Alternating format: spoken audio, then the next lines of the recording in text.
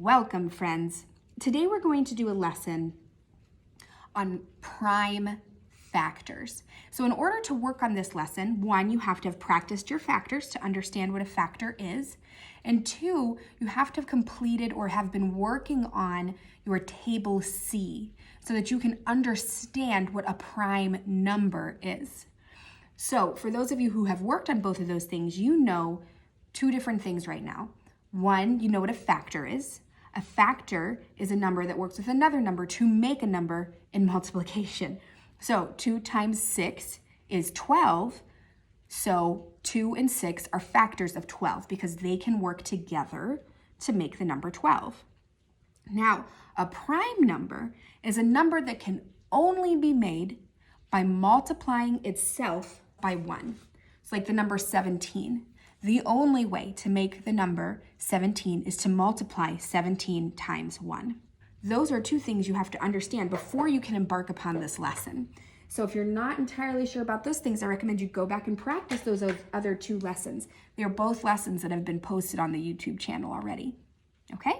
All right, wonderful. So we're going to take the number 12, and I'm going to make the number 12 with my pegs. So we have 1, 10, and 2 units. What I want to know is if we can divide 12 by 2. That's one we're always going to start with, all right? So we're going to divide it by 2. Can we divide 12 by 2? If we're not sure about our division facts, is there anything we can multiply by 2 to make the number 12? If we multiply 6 times 2, we can make the number 12. So 12 divided by 2 is 6. Excellent. Now, can we divide 6 by 2? What times 2 gives us 6? Ooh, you're right, 3. 3. Now, can we divide 3 by 2? Because we'd have one group of 2 here, and then we'd have one left over. So we're going to go to the next number. What's the number after 2? 3. Can we divide 3 by 3? Yeah, 3 times 1 is 3. So 3 goes into 3 one time. Okay, and this is what we're trying to get to. We're trying to get down to 1. Once we've done that, we are going to take some multiplication signs, and we can pull this down. We have 2 times 2 times 3, and that is going to give us 12. 2 times 2 is what? 4. And 4 times 3 is what? 12, exactly. So what we've done is we've broken down 12 into its prime factors. Each one of these factors is a prime number. We can't do 6 times 2 as a prime factor set because 6 isn't a prime number. That wouldn't work. Just like we couldn't do 3 times 4. 3 is a prime number, but 4 isn't. 1 times 4 is 4, okay? And we could also do 2 times 2 is 4. So 4 is not a prime number. So what we're doing right now is we are breaking numbers into what we call their prime factors, where all of the factors are prime numbers. Okay, so let's go ahead and look at the number, let's look at the number 8. That's a little baby one. So I'm gonna put out 8 units. There's 8. Now, we always start by dividing by our smallest number. We can't do 1 because obviously 8 divided by 1 is 8. We need to get a smaller answer. So we're going to divide 8 by 2. How many times does 2 go into 8? 8 divided by 2. Or you can think about it, because a lot of you probably know your 2 multiplication facts. What do you multiply by 2 to get 8? 4. So when we divide, I'm going to pick this up real quick. When we divide 8 by 2, you can see it's 4, all right? So 4. Now, can we divide 4 by 2? Yeah, we sure can. Because look, 4 divided by 2 is 2. Can we divide 2 by 2? Well, absolutely. How many groups of 2 do we have here? 1. So, 2 times 2 times 2 equals 8. Because 2 times 2 is 4, and 4 times 2 is 8.